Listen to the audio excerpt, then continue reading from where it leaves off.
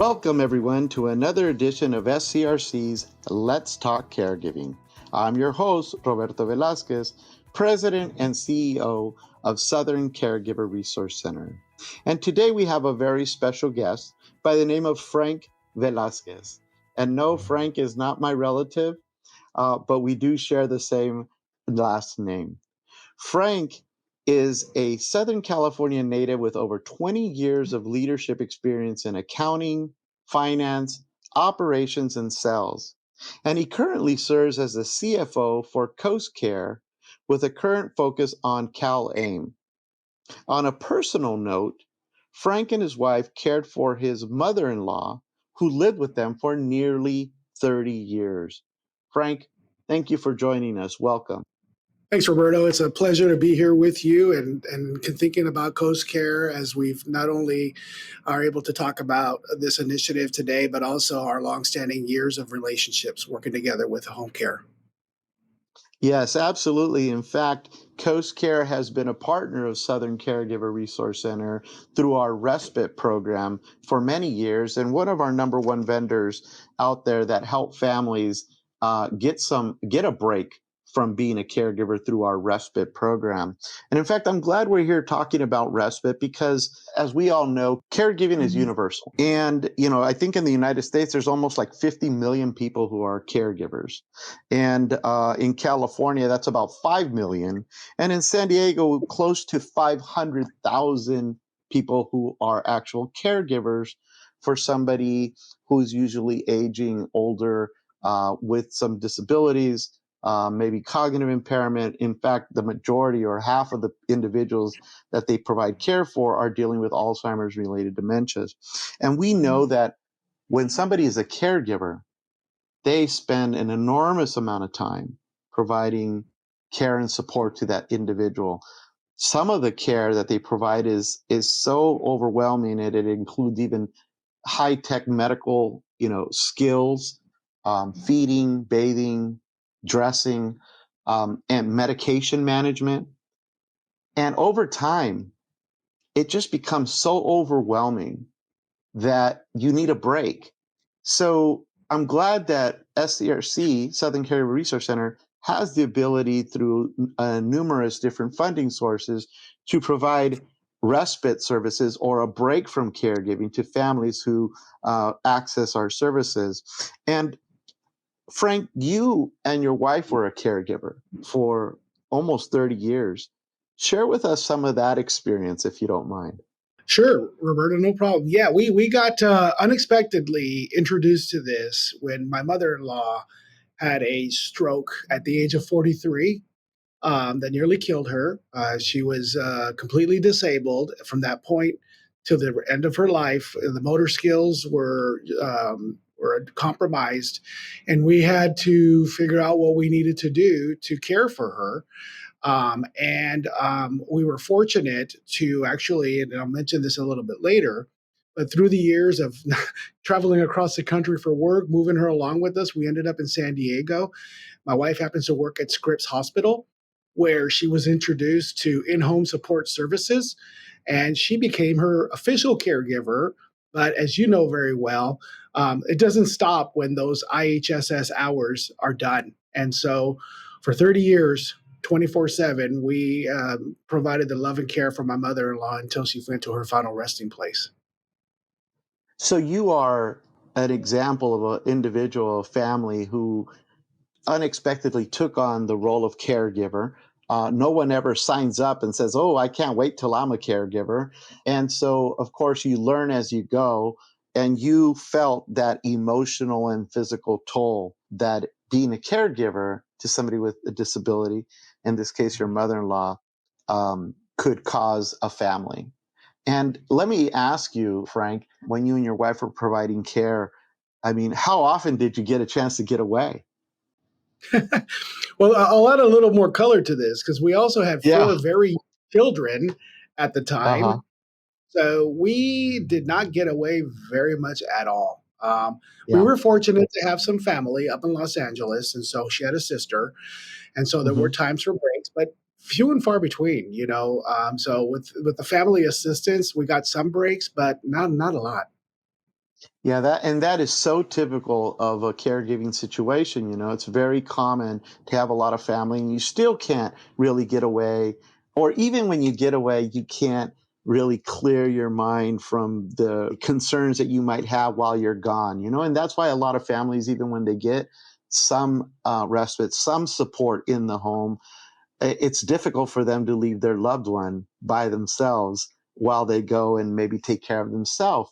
But respite is so important because we know that, up to anywhere between 40 and 60% of family caregivers actually develop clinical depression through all the ongoing, we shouldn't say burden, but that's the technical, medical term of being a caregiver, because usually caregivers are doing it for a loved one and they're doing it out of care and respect and love for that individual. But the challenges of being a caregiver does create significant emotional and physical problems. So respite is so important. And I know through Southern Caregiver Resource Center, like I said, we provide hundreds of families with thousands of hours of respite a year. And Coast Care, of course, being one of our partners that provides that respite for us. But what about additional resources? Are there other types of resources that families can access to get maybe more respite or more ongoing respite? Yeah, and that kind of leads into a significant, we call it transformation, but event, if you will, in the state of California. In January of 2022, the state of California overhauled what's known as the Medi-Cal program. So certain individuals within the state of California that meet income requirements and having certain assets may qualify for certain benefits that the state provides. And what happened in January of 2022 is they overhauled, and I won't go into a whole lot of details, but it was a significant overhaul, of which there were two components that were added as benefits for Medi-Cal members. And you threw out a few numbers earlier, I will as well. So as in the county of San Diego, we have about 3.3 million residents. About a million or a third are on Medi-Cal. And they, I'm sure, are also participating in various programs like Southern Caregiver Resources, but many of them are not aware of these benefits that became available in January of 2022. And there are two that are related to personal care. Respite is one, and there's another one called personal care that I'll talk about. The services are the same. We're home caregivers providing support along the areas of activities of daily living and some homemaking services.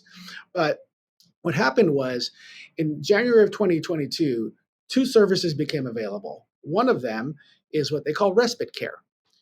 The criteria for somebody to qualify for respite care is all they have to be is a member of Medi-Cal and there's a caregiver in the picture. So I would presume most everyone that you deal with in Southern Caregiver Resource Center is in this circumstance. They don't have to have what we call IHSS, which is a caregiver resource that could either be a family member or somebody outside of the family. They just need a break. And so that's the criteria. And once that is processed through a home care organization, either Coast Care or several other home care organizations across the county, and I can give you some direction on where people can find these organizations, that member or caregiver is entitled to 336 hours of respite care relief every calendar year. So they come, we help. We're a home care organization that's licensed or contracted, I'm sorry, with what we call a Medi-Cal service provider. So you have to have Medi-Cal, and then you also have to have one of four Medi-Cal service providers in the state, in the county of San Diego. And these are all bound by the guidelines of the state of California. Those four insurance companies are Community Health Group, Molina, Kaiser, and Blue Shield. If a member of Medi-Cal has one of those four and they qualify under the caregiver criteria that I mentioned, then we and several other home care organizations can help facilitate them getting that respite care service offering. And then, as you know, Roberto, we have hundreds and hundreds of caregivers. And so we help facilitate the care plan, the matching of the caregiver, so that, to your point, the loved one that gets that respite has the confidence that they can rest assured that the loved one is being cared for by someone who's qualified to take care of what their care needs are. That's so important. I just think that that is just a wonderful resource. And thank you so much for sharing that with our audience, because When families get respite services through our programs at Southern Caregiver Resource Center, it's a great relief, but it's for a limited period of time, right? It's not meant to be, 24/7 for a year. It's supposed to be brief, temporary relief. And during that time, often our family consultants will work with the individual that is getting respite to develop a plan of what they're going to do for a longer period of relief, right? And that's where a lot of our partners come in, like Coast Care, who can then maybe step in and provide them with additional services outside of the respite program that we offer, again, because it's temporary. And these resources are just so important. So, what other resources are there? I mentioned there are two within the Right. Medi-Cal AIM program. Respite's one, and I do actually have an example from a caregiver from Southern Caregiver Resource Centers that came across by chance last week that I'll share. But the other service offering is what we call personal care. So there is that intention. I'm assuming, but if not, the audience listening here is familiar with in-home support services, IHSS, which is intended to be the long-term solution for care for certain Medi-Cal members that qualify in the state of California. And so the other benefit that's available for Medi-Cal members is what we call personal care, and it's a temporary service. It's a service of providing caregivers while a Medi-Cal member is in the process of either getting IHSS through an assessment and a social worker, and then ultimately hours granted to them, or they have IHSS and they need more hours, and they're going through what they call a reassessment process to qualify for possibly more hours. We are able to come in for usually up to 60 days, sometimes longer, to provide personal and homemaker services care for that member. And the number of hours depends on the circumstance. I have one client up in the North County. She needs very little care, 2 to 4 hours a day, 3 times a week for some bathing and grooming. And then I have a very unfortunate circumstance out in the East County where a single father has a paraplegic daughter, and he's going to need a lot of help, and we're providing 8 hours a day, 5 days a week for him. And so this will help bridge the gap between getting IHSS from today to when they get IHSS in the personal care arena. Now, some members can have both. They can have the temporary bridge, and they can also have the permanent ongoing respite care service. Yeah, again, wow, great resource. So I'm sure our audience will be very interested in getting more information after this podcast. But, you know, I know that respite, it comes in so many different forms. And when we originally started talking, you were talking about family helping. That's a very informal way. A lot of people actually turn to the church or their community for assistance. Some people actually can pay private pay and they get some help in the home for private pay in-home care and support a certain number of days. And then there's daycare programs too. There's the adult daycare programs. There's even overnight week long stays at different communities that have memory care units and stuff. Not all of them offer this type of service, but there is that type. Do any of those, do you know, qualify for any of these types of support? Yes, potentially. Now, I've only talked about two of what we call, there are 14 service offerings Oh, that are wow. available through this CalAIM Community Supports Initiative. And that's only one half of the equation. The other half is that anybody who has Medi-Cal is entitled to be enrolled in what they call Enhanced Care Management, or ECM, where they actually get a case manager, and that person helps them across a very broad spectrum of service benefits that they are entitled to, such as transportation, housing, daycare assistance, durable medical equipment.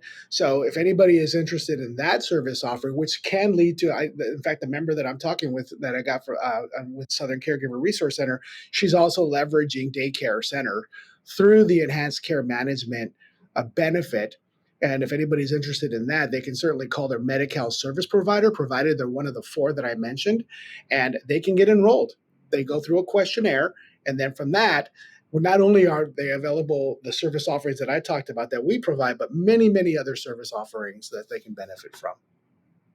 Thank you, Frank. Yeah, again, good to know. Great information. You know, from a caregiver standpoint, as I mentioned just a little earlier, sometimes family members they get qualified for these, they become eligible for these services, and yet they're resistant to use them, or they say they're going to use them, but they don't use them right away for a number of different reasons. Guilt, they feel no one can do as good of a job as they can if they leave them alone. They don't know what to do with their time. Have you had any experiences with that? And how do you convince or work with families to get them to use the services that are available? Great question. Several times a week, we come across that scenario. And we're talking about caregivers here, but we also at Coast Care and many of the other home care organizations also have a resource, what we call as care management. So before we ever send a caregiver into a home, a care manager, even though we're non-clinical and non-medical, usually the circumstance that we're dealing with has a clinical or medical situation going on. And so we go in, we kind of, I wouldn't say interview, but we understand the needs of the client, not only medical and clinical or maybe activities of daily living needs, but also preferences. Are they an extrovert? Are they an introvert? Are they social? Do they like to watch TV? And we develop a care plan. And from that care plan, we then match it up. It's kind of like a matching game process with our caregivers to find the Right. best match for that. And then our care manager is that point of contact between the caregiver and the family to ensure that their needs are being met. And we don't take it personally. If there's somebody that comes in that's just not a good fit, we understand. And we then have over 400 caregivers. In fact, the case that I keep going back to, she needs a Russian, Ukrainian, or Polish speaking caregiver, of Oh which we're my. going to yes, and which we have, and we just hope that their personalities will match. But we're able to do a lot of things to make sure to put them at ease. Right, that's what's going to put her father at a comfortable pace where she can then not have that guilt or concern that he's being left with someone that's not able to connect with him. Yeah, that's wonderful to hear how you can customize everything and to make sure that the family caregiver is getting, as close as a person that they can to feel that comfort to be able to allow that person in their home with their loved one. And maybe they could even encourage themselves to leave the home and take a break. Because I know that without a break, people will just not do well. When we sign up, or we don't sign up, but when we are become caregivers, oftentimes most caregivers, they do it without any help. Many of them think they have help, but it turns out that the only people that are helping are maybe one or two people, and sporadically, right? So when they start off, they usually say, "Oh, I can do this. I can handle this. My dad's not so bad. My mom's not so bad. I can still take care of them pretty okay." But then time passes by. I mean, you were a caregiver for almost 30 years. Time passes by, and you just need to get that break. And after 8 years, we've had people come through Southern Caregiver Resource Center that they started off on, I can do this, I can do this. 2 3 years pass by, then they come to us and say, I can't do this anymore, I need some help. Or somebody recommends that they come to our agency to get some services, and of course our services are comprehensive and include respite services should that family need it. And they don't realize how overwhelmed they are because they're so deep in the woods that they don't realize how much help they need, or how uh, clinically depressed they truly are, because they've just been isolated and doing this, and it just feels like normalcy, to be down, to be isolated, to not have any contact with others. And this is why respite, this is why in-home care, this is why the services that you provide, we provide, and other in-home care agencies provide are so important. And it's really great news that there's different types of resources through Medi-Cal that families can access Yeah, in the community. and sometimes they don't know what they don't know, right? So listening is very important for us. In fact, I'm going to finish off with our common client that called last week. She was granted some hours for respite. This is the Eastern European, but there was a lot of confusion on her part. Let alone the feeling of guilt of being able to take a break. Her father was coming home. She's the only daughter, nobody else in the family. She kind of knew what IHSS was. She heard about. I asked her about whether she has Medi-Cal and one of the four Medi-Cal service providers, and she does. We actually helped her apply for IHSS. It could be very intimidating, but it's a very simple process. And now she has three avenues of support that are going to help her get her father the care that he needs and give her the break. Southern Caregiver Resource Center, IHSS, and then the Medi-Cal CalAIM program. And so we've really bonded. We've talked quite a bit. And we are starting off with the Southern Caregiver Resource Service, and then we'll continue to move over to the CalAIM. And then ultimately, she'll have IHSS as her long-term solution. Frank, wonderful story. And you know what? Like they say, it takes a village, right? I mean, nobody can provide all the resources and services that families need. It often takes a collaboration and good, solid partnership. So I'm really, again, thankful that Coast Care has been a partner of Southern Caregiver Resource Center for so many years, and appreciate everything that you all do in the community and how you support us as well and the families we all serve. Well, that's all the time we have left for this edition of Let's Talk Caregiving. To hear more of our podcasts, follow us on your favorite podcasting platforms or visit our website at scrc.care. I want to thank our guest, Frank Velasquez with Coast Care, and our audience for tuning in. If you're providing support to a loved one, you don't have to do this alone. Asking for help is not a sign of weakness. It's a sign of strength. To connect to our programs and services, visit our website at scrc.care or call us at 1-800-827-1008. If you live outside of San Diego and Imperial counties, visit caregivercalifornia.org to connect with the Caregiver Resource Center nearest you. To support our efforts and make a tax-deductible donation, please go to scrc.care and click on the Donate tab. And remember, SCRC is here for you, caring for those who care for others.